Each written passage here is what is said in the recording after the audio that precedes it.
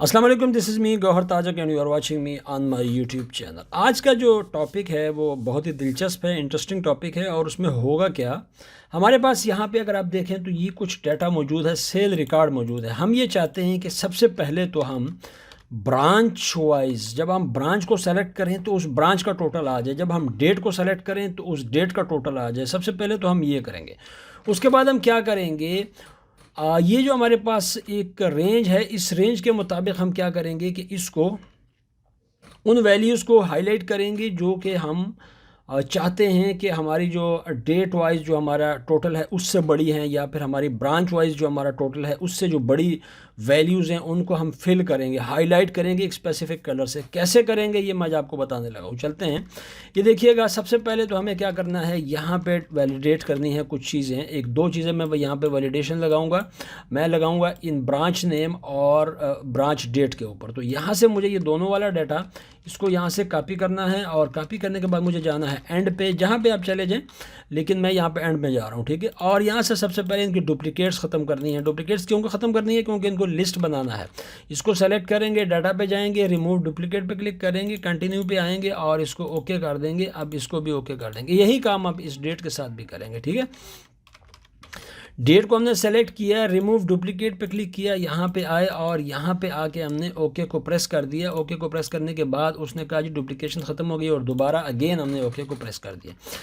इसकी हम लिस्ट बनाएंगे, तो इसका नाम हम यहाँ पे लिख देते हैं BRN। और कहाँ पे जाना पड़ेगा? नेम बॉक्स में। ये मैं ऑलरेडी आपको कई दफ़ा बता चुका हूँ, ठीक है। और दोबारा हम इसकी लिस्ट बनाएंगे, तो सिलेक्शन के बाद हम यहाँ नेम बॉक्स में आएंगे। अगर आप न्यू हैं तो आपको मैं दोबारा बता दूँ, सिलेक्शन के बाद आपने यहाँ पे नेम बॉक्स में आना है और यहाँ पे क्लिक करना है और इसका नाम रख देना है। मैंने रखा DT। ओके, अब ये नाम यहाँ पे रखे जा चुके हैं। अब चलते हैं वापस। यहाँ पे हम इसको वैलिडेशन पे जाएंगे, डेटा वैलिडेशन पे, और यहाँ पे एनी वैल्यूज़ की जगह पे हम लिस्ट करेंगे और F3 के यहाँ पे प्रेस करेंगे सोर्स में। तो आपको यहाँ पे वो वाली लिस्टें जो हमने बनाई थी वो यहाँ पे आ गई। डेट को हमने यहाँ पे कर दिया और यहाँ पे आके हमने क्या करना है, एनी लिस्ट को क्लिक करना है और F3 को प्रेस करना है और यहाँ पे हमने ब्रांच को करना है। देखिए यहाँ पे आपके पास ब्रांचेज आ गई। साइज़ को बड़ा कर देते हैं ताकि आपको आसानी से नज़र आता रहे जी, और इसको बोल्ड भी कर देते हैं, ठीक है।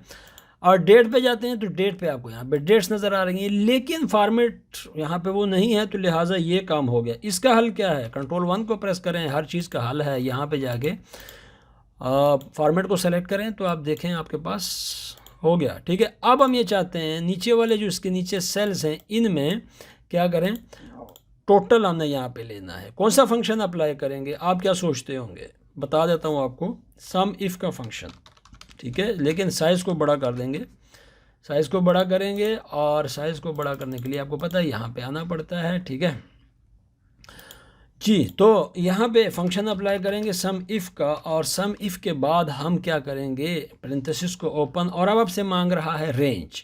डेट में हमने डेट को क्राइटेरिया लेना है, तो लाजमी बात है हमारे पास रेंज हमारी डेट होगी, क्योंकि डेट वाइज हमने डाटा उठाना है। बात को समझिएगा, ठीक है। उसके बाद हम क्या करेंगे, कामा लगाएंगे और क्राइटेरिया दे देंगे ये वाला। उसके बाद हम लगाएंगे सम रेंज। सम रेंज में हमने यहाँ पे ये आप जो आपके पास अमाउंट्स आ रही हैं ना, ये वाली हम चाहते हैं कि इंक्लूडिंग GST वाली जो अमाउंट्स है यहाँ से डाटा यहाँ पे सम करें, पेरेंथेसिस को बंद करेंगे और बाहर आ जाएंगे, ठीक हो गया। उसने आपको बता दिया कि जनाब यहाँ पे आपका जो 2 जनवरी 2022 है उसमें आपका ये वाला टोटल बनता है, ठीक है जी। साइज़ को बड़ा कर दें।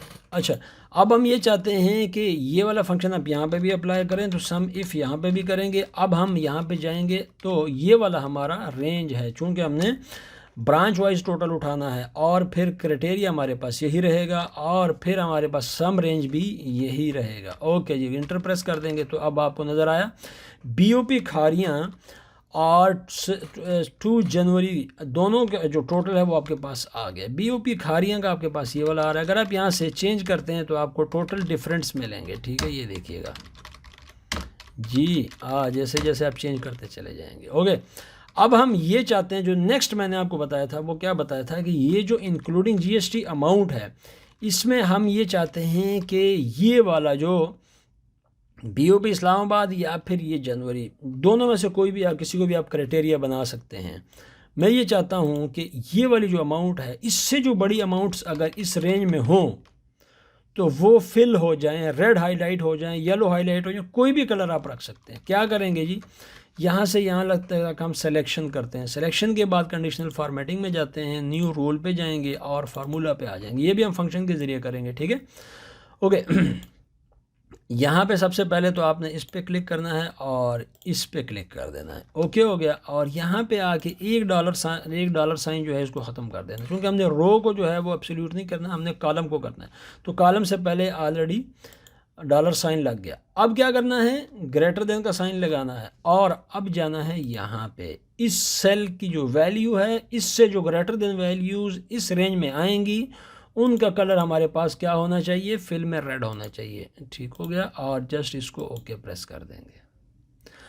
अब हम ये देखना चाहते हैं कोई ऐसी वैल्यू है, नहीं है जिसने उसको रेड किया हो। अब ऐसी वैल्यूज़ को लेने के लिए जहाँ से यहाँ पे हम चेंज कर देते हैं, ये देखिएगा इसने यहाँ पे चेंज किया, कोई ऐसी वैल्यू इसको यहाँ पे नहीं मिली, दोबारा चेंज करते हैं, एक वैल्यू उसको मिली है यहाँ पे ये वाली, तो उसने उसको क्या कर दिया, रेड हाईलाइट कर दिया। अच्छा, ज़रा दोबारा चेंज करते हैं और नीचे जाते हैं यहाँ पे, क्या, हाँ अब देखें 3 वैल्यूज़ ऐसी हैं जो कि आपकी इस BOP रावलपिंडी की जो वैल्यू है इससे ये बड़ी है। ये मैंने आपको एक फ़ंक्शन बताया है और ये फ़ंक्शन आपका वहाँ पे काम आ सकता है जहाँ पे आप एंट्रीज़ करवा रहे हो और आप ये चाहते हो कि अगर यूज़र जो है उसकी कैलकुलेशन इस अमाउंट से ऊपर चली जाए तो रेड हाईलाइट हो जाए, ताकि यूज़र को पता चल सके कि मैं कोई गलती कर रहा हूँ, ठीक हो गया।